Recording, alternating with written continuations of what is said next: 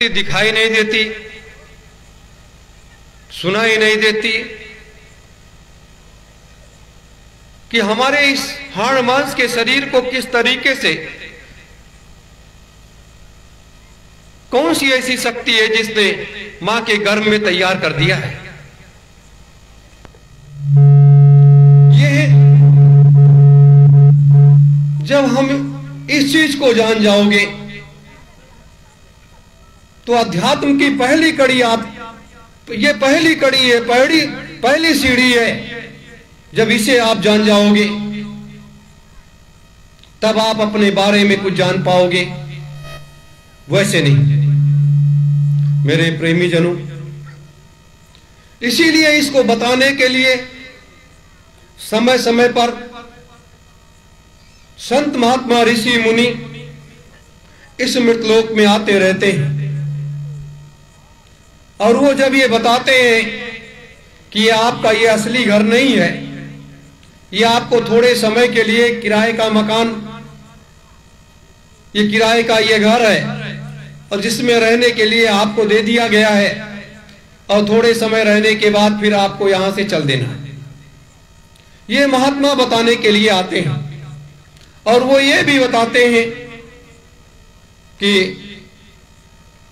परमात्मा कौन है, कहां है, कैसे है, उसका रूप क्या है, उसका लोक क्या है। ये महात्मा बड़े विस्तार से बताते हैं और ये भी बताते हैं कि ये शरीर जो है आपका, इसके अंदर एक मंदिर है और इस मंदिर के अंदर एक देवता बैठा हुआ है। उस देवता को आप कैसे जगा पाओगे, क्योंकि वो दरवाजा तो बंद है। अब उस दरवाजे को खोलने के लिए भी आपको क्या बताया कि आपको साधना करनी पड़ेगी, सुमिरन ध्यान भजन करना पड़ेगा, सुमिरन करना पड़ेगा। और ये भी बताया कि परमात्मा हर जीव के अंदर बैठा हुआ है। वह आपके यहां पर बैठ करके वो आपके जूठन को बदलता है। जो भी ग्रास हम इसके अंदर ले जाते हैं वो यहीं पर घाटी पर बैठा हुआ है और इस जूठन को बदलता रहता है। यहां 24 घंटे एक जाप होता है। जैसे हम सत्य ओम जय गुरुदेवाय नमः का जाप करते हैं, वैसे एक जाप होता है, सोहम सोहम सोहम सोहम सोहम। इसका जो तू है वो मैं हूं, जो तू है वो मैं हूं। और जिस दिन ये जाप बंद हो जाता है उस दिन ये शरीर शांत पड़ जाता है।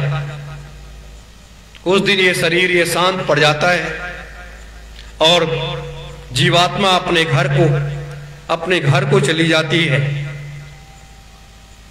ये वो सीढ़ी है, इसको अगर आप जान लोगे तब आपके समझ में इस काल माया के देश के बारे में आएगा कि ये काल माया का देश जो है ये क्या है। बिना इसके जाने आपके समझ में कुछ नहीं आएगा। तो सबसे पहले हमें यह है कि इस मंदिर में बैठा हुआ जो देवता है, जो परमात्मा है, जो भगवान है, उसको हम जगाएं। और उसको जगाने के लिए आपको महात्माओं के शरण में जाना पड़ेगा और जैसा वो रास्ता बताएंगे उस रास्ते पर आपको चलना पड़ेगा। परम पूज्य स्वामी जी महाराज, परम पूज्य महान संत सम्राट जी महाराज, हजारों संत महात्मा ऋषि मुनि ये समझाने के लिए बराबर लगे रहे, आज भी लगे हुए हैं कि आप अपने को जान लो कि आप क्या हो और आप किस लिए भेजे गए हो, इस मृतलोक में किस लिए भेजे गए हो। ये तो आपको भी जानना चाहिए, हमें भी जानना चाहिए, सबको जानना चाहिए कि हम इस मृतलोक में अगर आए हैं तो हमारा कर्तव्य क्या है, किस लिए हम मनुष्य का शरीर धारण करके इस मृतलोक में आए हैं। क्या हम इसलिए आए हैं कि घर गृहस्थी बना करके, परिवार बसा करके, सारी व्यवस्था करके और पुनः चले जाएं? यह इसीलिए कहा गया कि इस मृतलोक में जीवात्माएं आती रहती हैं, जाती रहती हैं, और उसका भेद महात्माओं ने चाहे जितना बताया, लेकिन सांसारिक मनुष्यों ने उस भेद को कभी भी अपने अंतर में उतार नहीं पाए। अगर अंतर में उतार पाते तो आज जो कुछ ये हो रहा है दुनिया में, ये नहीं होता। ये होता कि नहीं? इस भेद को जानने के लिए बहुत बड़े तप की आवश्यकता है, बहुत बड़े त्याग की आवश्यकता है। आज जैसे बहुत से लोग आपके इस कार्यक्रम में आए, बहुत से लोगों को घर की चिंता सताई और लोग जल्दी जल्दी में निकल गए कि मुझे तो वहां जाना है, मुझे तो वहां जाना है। लेकिन जहां जाना है उसकी चिंता नहीं है, जहां जाना है उसकी चिंता नहीं है। इसलिए उसकी चिंता करनी चाहिए कि हमारा असली घर कहां है। मैं इसलिए आज आपको बता रहा हूं कि आप लोग ये सोचोगे कि भैया और दीदी तो हमेशा राजनीतिक चर्चा ही करते रहे, धर्म की तो बात ही नहीं बताया। तो अब जब हम लोग आ ही गए हैं, अपने गुरुदेव के सानिध्य में पहुंच गए हैं और उनके बताए हुए मार्ग पर चल पड़े हैं, तो हमें उनके एक एक शब्द का अनुसरण करना पड़ेगा, एक एक शब्द का अनुसरण करना पड़ेगा। मैं तो आपका एक माध्यम हूं, मैं तो आपका एक माध्यम हूं, क्योंकि पूज्य गुरुदेव को सिद्धाश्रम जाने के बाद मैं आपको एक मार्ग दिखाने के लिए उन्होंने नियुक्त कर दिया कि आप अब इन अपने गुरु भाई बहनों का या संसार के सारे प्राणियों का इनको जगाना है, इनको रास्ते पर लाना है, इनको मार्ग दिखाना है और इस महायज्ञ की तैयारी करनी है। ये सारी व्यवस्था आपको करनी है। ये व्यवस्था भी प्राप्त करने के लिए बड़ा संघर्ष करना पड़ा, बड़ा त्याग करना पड़ा, बड़ी तपस्या करनी पड़ी, बड़ी साधना करनी पड़ी, तब ये जिम्मेदारी आज ये जिम्मेदारी मिली। ये मत सोचो कि ऐसे कोई चीज मिल जाती है, ऐसे कोई चीज मिलती नहीं है। आप सबों ने भी बड़ा त्याग तपस्या साधना किया होगा, तब आज आपको ये चीज मिली है कि आप सतयुग तीर्थ की पावन धरा पर बैठे हो और सतयुग तीर्थ पर बैठ करके आगे के मार्ग को रास्ता तैयार कर रहे हो। नहीं तो क्यों मिलती है आपको ये जिम्मेदारी?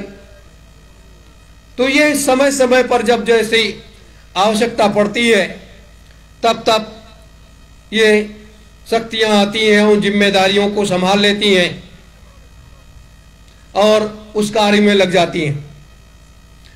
हमें आपको तकलीफ भी होता है, जैसे आज आप दिन भर इस धूप में बैठे रहे, सूर्य की तपिश को आप बर्दाश्त करते रहे, तो ये आपकी साधना थी, यह आपकी एक तपस्या थी।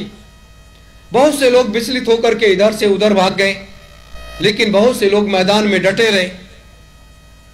यही एक तपस्या होती है, यही एक साधना होती है। मेरे प्रेमी जनों, जीवन को साध लेना और मन को अपने में रोक लेना, यह एक बहुत बड़ी चीज होती है। और जिस दिन इसे कर लोगे आपको बहुत सी चीजें मिल जाएंगी, बहुत सी चीजें मिल जाएंगी। मैं आपको इसलिए ये बता रहा हूं कि परमात्मा को तो आपने देखा नहीं। आपने किसको देखा? राम को देखा, कृष्ण को देखा, बुद्ध जी को देखा, कबीर साहब को देखा, पलटू साहब को देखा, ईसा मसीह जी को देखा, नानक साहब को देखा, मोहम्मद साहब को देखा, लेकिन परमात्मा को कहां देखा आपने? हमने ये इस मृतलोक के प्राणियों ने, यहां के महात्माओं ने, मनीषियों ने ये बताया हमें कि ये तो भगवान है, ये अवतार लेकर के इस मृतलोक में आए हैं और इनका ये काम है। महात्माओं ने बताया, लेकिन साधारण मनुष्यों ने उसकी गणना नहीं किया। जब महात्माओं ने बताया तो हम आपने स्वीकार कर लिया कि हाँ ये भगवान विष्णु के अवतार हैं, स्वयं अवतार लेकर के इस मृतलोक में आए हैं। जब वो मृतलोक में आए हैं तो स्वर्ग लोक कहां है? वो वैकुंठ लोक कहां पर है? वो स्वर्ग लोक की महिमा क्या है?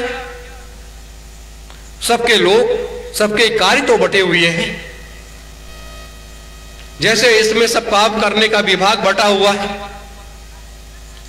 वैसे वहां भी तो सारे विभाग बटे हुए हैं और सबकी जिम्मेदारियां अलग अलग हैं और सब लोग अपनी अपनी जिम्मेदारियों को बाखूबी निभा रहे हैं। जब से इस सृष्टि की संरचना हुई तब से सब लोग अपनी अपनी जिम्मेदारियों को बड़े प्रेम से संभाल रहे हैं, उसमें कोई भी कमी नहीं आने देते और जिसकी जो जिम्मेदारी है वो कर रहा है, चाहे वो भगवान शिव हो, चाहे वो भगवान विष्णु हो, चाहे वो ब्रह्मा जी हो।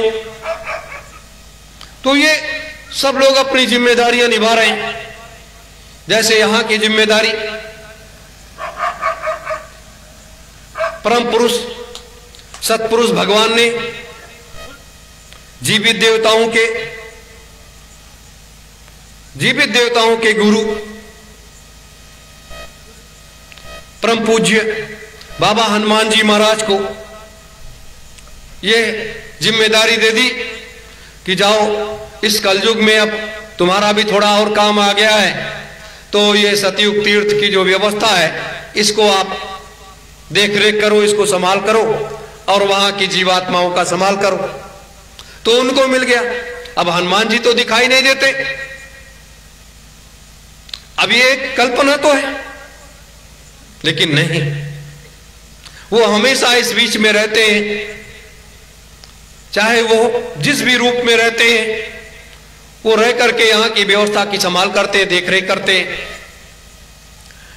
तो ये अब सोचिए, बहुत से आश्रम है, बहुत सी व्यवस्थाएं हैं, सब जगह तो उनकी ड्यूटी नहीं लगी कि जाकर के वहां संभाल करो।